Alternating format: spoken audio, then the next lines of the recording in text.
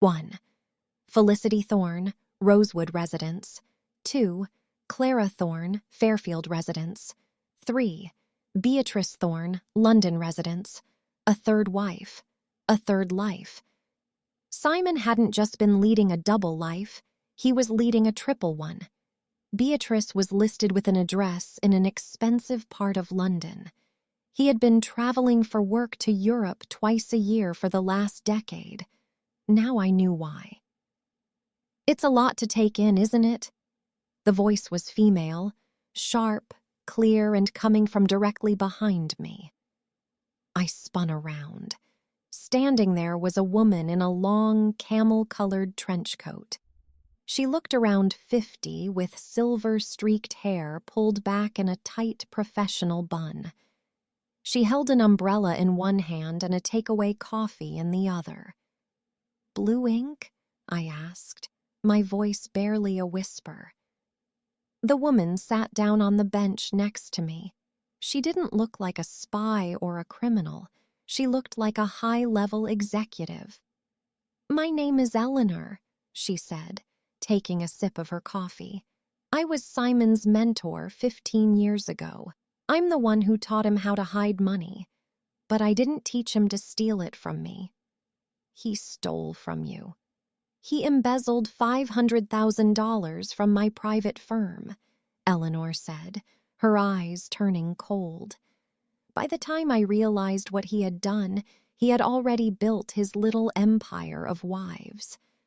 I spent the last 2 years tracking him, waiting for the moment he became overconfident. That moment was yesterday, when he bought that pendant for Felicity. "Why did you involve me?" I asked, feeling a surge of anger. "You could have gone to the police." "If I went to the police, Simon would use his clean life with you as his shield. He would say he was a victim of identity theft. I needed someone on the inside to get the physical drive, the one you're holding." Eleanor looked at the clock tower. It was exactly 6 a.m. "Simon is already on his way here," she said calmly. "He tracked your laptop's GPS. He'll be here in 5 minutes. He thinks he's coming to negotiate with me. He doesn't know you're here." "I don't want to negotiate," I said, standing up. My fear was suddenly replaced by a cold, hard rage. I want him to lose everything. "Then give me the drive," Eleanor said, extending her hand. "I have a contact at the Federal Bureau of Investigation. By noon, Simon Thorne will be in handcuffs, and his Project Obsidian will be over. But you have to decide, Clara. Once this starts, there is no going back. You will lose your house. You will lose your status. You will be the wife of a high-profile criminal." I looked at the USB drive. I thought about the house in Fairfield with the hydrangeas. It felt like a dollhouse now, fake and empty. "I already lost everything the moment I saw that blue door in Rosewood," I said. I placed the drive in Eleanor's hand. Just then, a silver sedan screeched to a halt at the curb. Simon jumped out. He looked disheveled, his eyes bloodshot. He saw Eleanor and then he saw me. He froze. "Clara," he gasped, walking toward us. "Eleanor, don't listen to her. She's unstable. She's had a breakdown." Eleanor didn't say a word. She simply held up the black USB drive and dropped it into her coat pocket. "The audit is over, Simon," she said. The look on Simon's face wasn't one of sadness or regret. It was the look of a calculator that had just hit a syntax error. He looked at me, then at the clock tower, then at the street where the first blue and red lights of a police car were appearing in the distance. The secret wife was no longer a secret, and the husband was no longer a husband.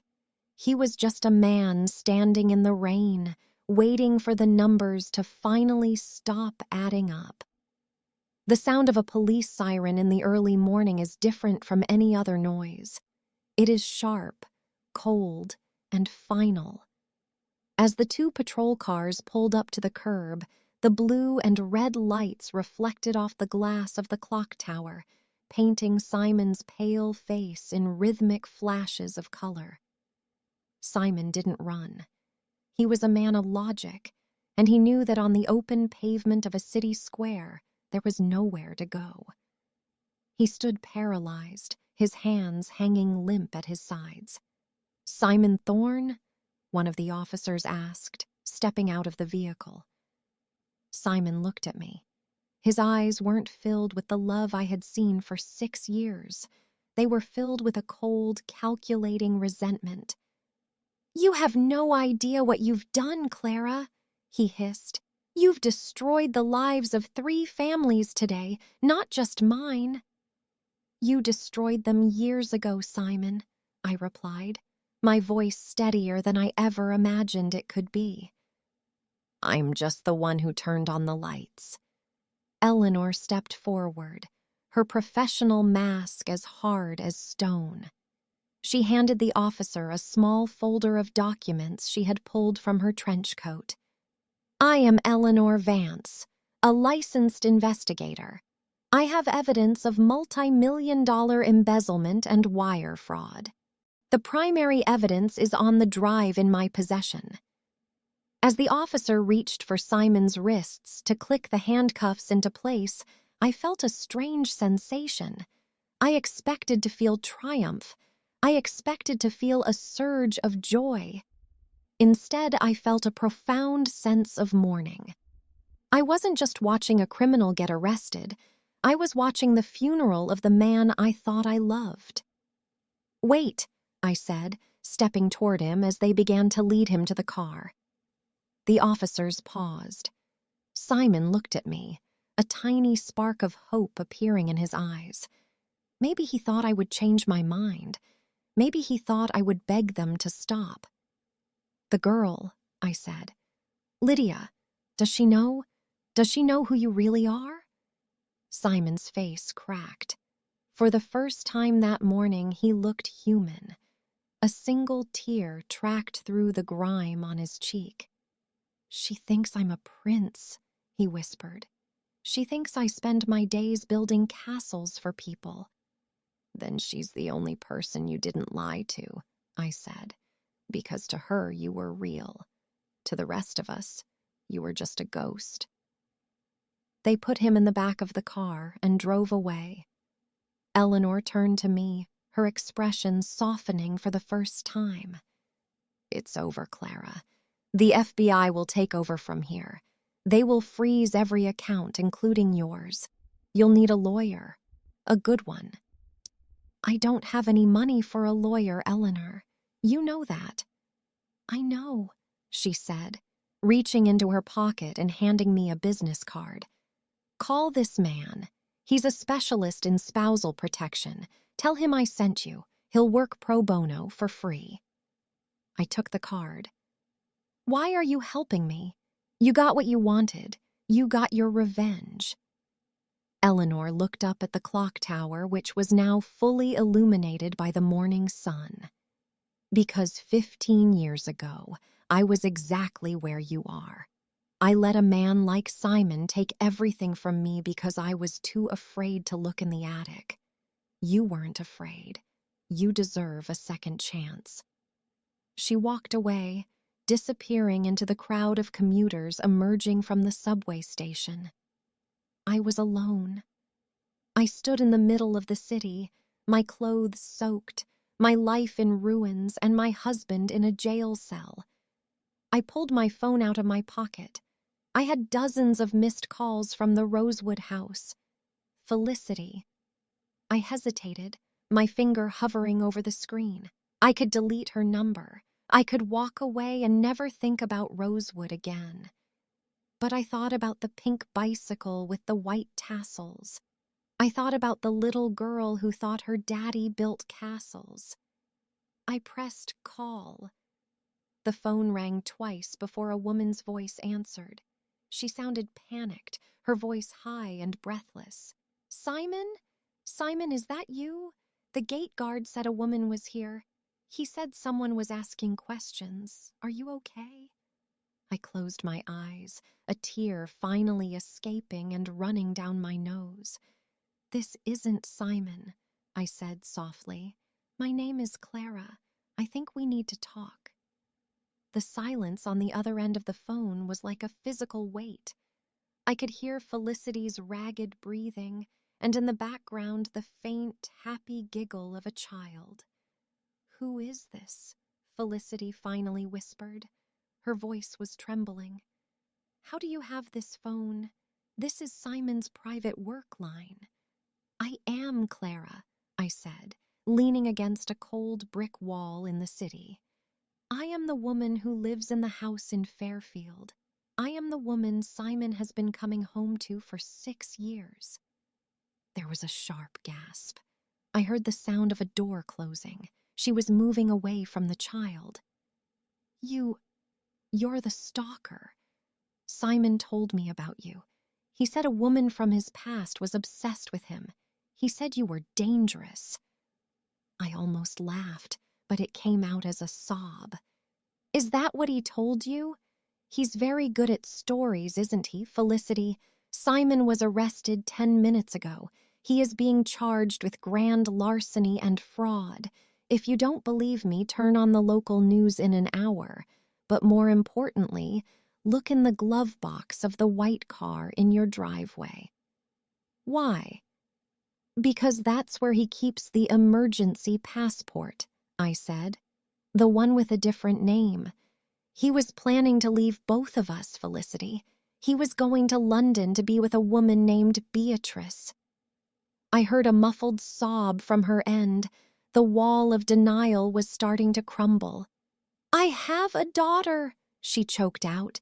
"Lydia is 4. He promised we were moving to Switzerland next month for his promotion." "There was no promotion," I said, my voice softening. "There was only a bigger lie.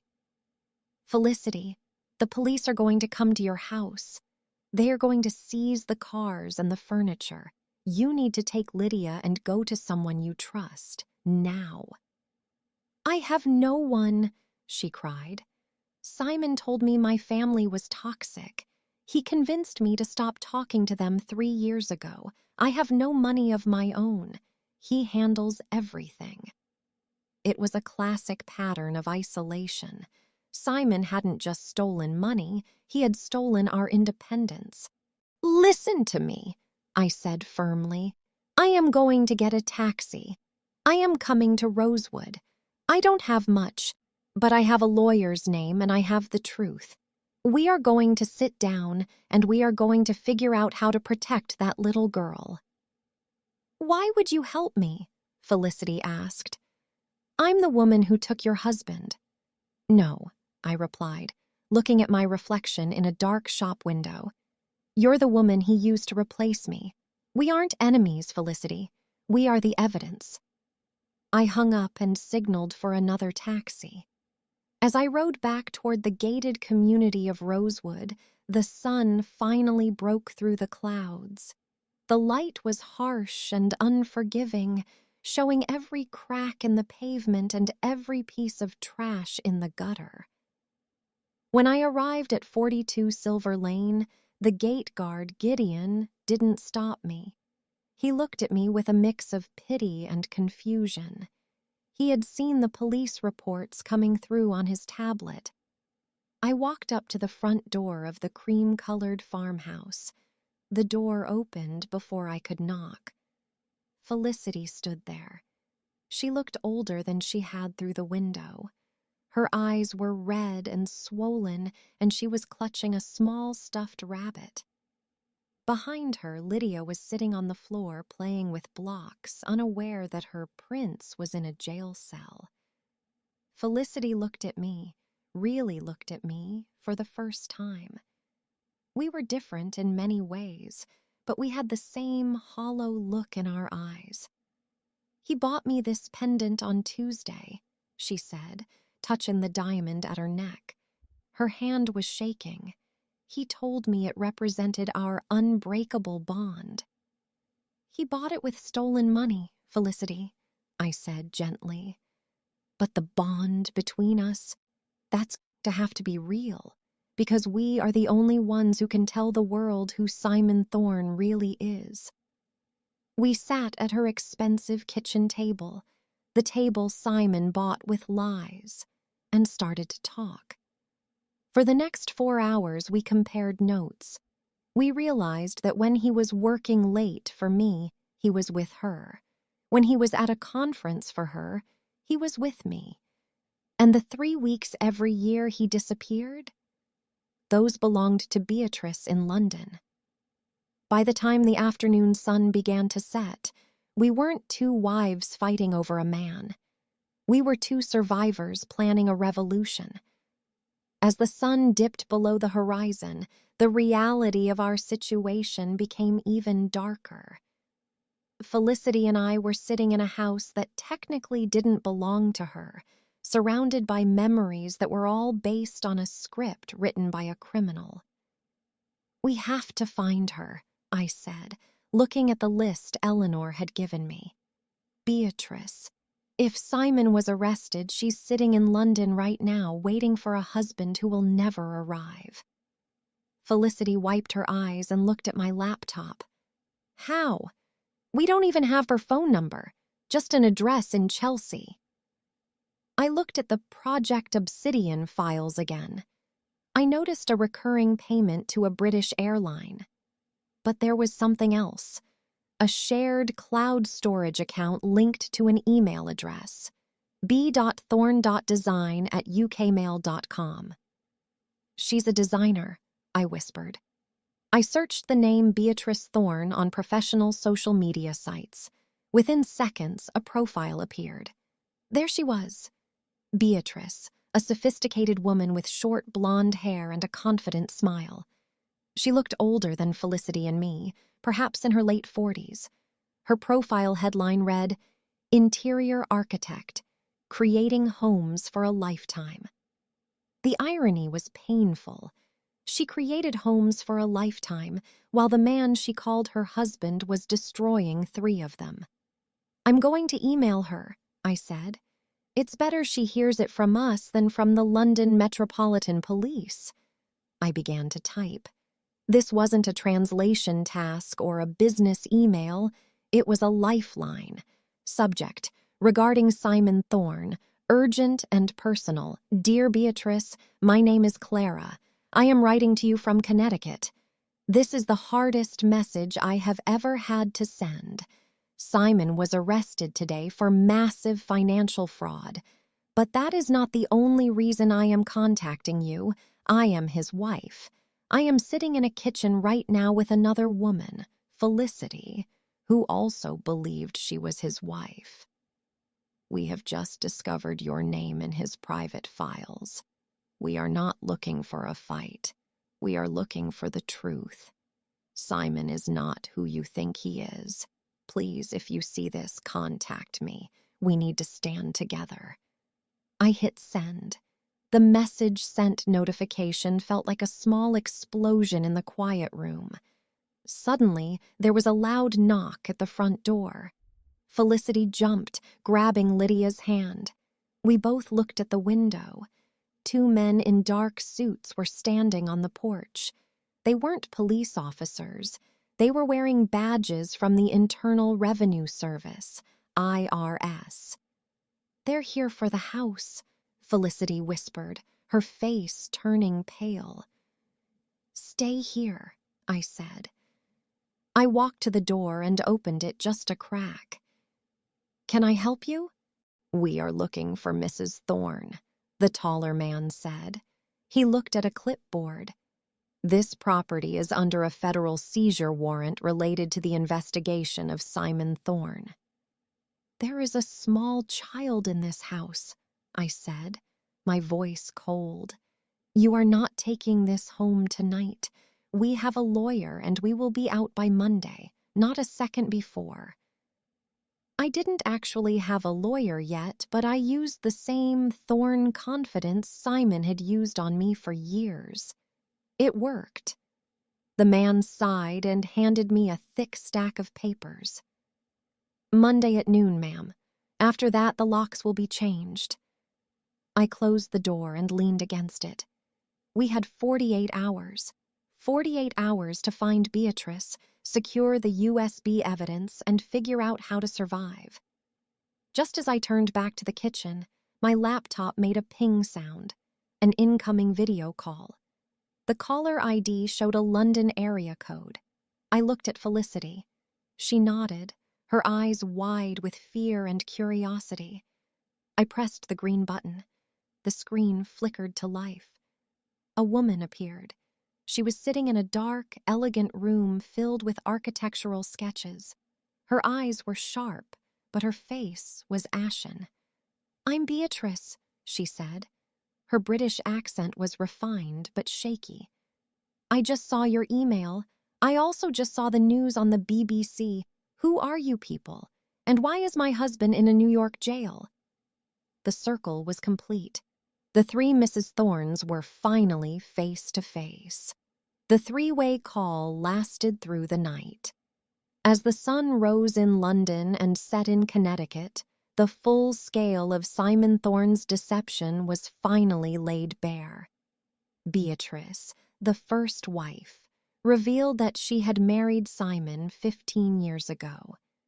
She had provided the initial capital for his business, money he had slowly siphoned away to fund his lives with me and Felicity.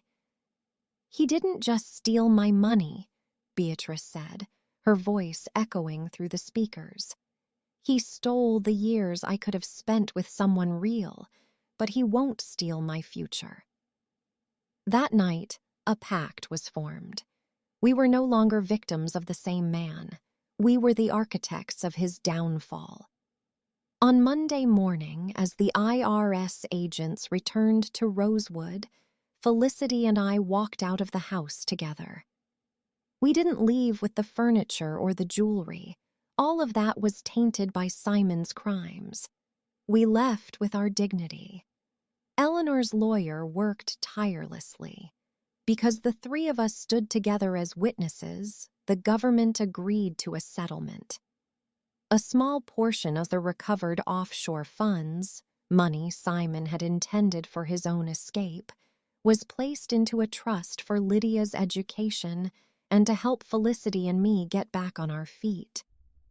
I moved into a small apartment in the city. It isn't a palace like the house in Fairfield, but every book on the shelf and every cup of coffee in the kitchen belongs to me. I no longer check the temperature of my coffee with a thermometer. I've learned to embrace the heat. I still work as a translator, but now I translate legal documents for women who have been cheated out of their assets. I use my experience to ensure no one else is left in the dark. Felicity moved to a quiet town near her parents, reconnecting with the family Simon had forced her to leave. Lydia is in school now and she has a new bicycle, a blue one to represent the sky, not a secret door. And Simon? Simon is serving a 12-year sentence in a federal prison. He has plenty of time to work with numbers now, but they will never add up to a life of freedom again. One morning, a blue envelope arrived at my new apartment. My heart stopped for a second, but then I saw the handwriting. It wasn't gold ink. It was simple, black ballpoint pen. Inside was a photo of Beatrice, Felicity, and Lydia standing on a beach in England. They were all smiling. On the back, there was a note. "The house is gone, but the foundation is finally solid. Thank you for opening the door, Clara."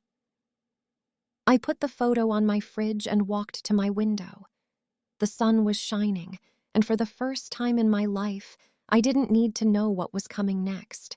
I was finally the author of my own story. Thank you for watching. If you enjoyed this story, please like this video and share it with your friends. Don't forget to subscribe to Storyline English. See you next time.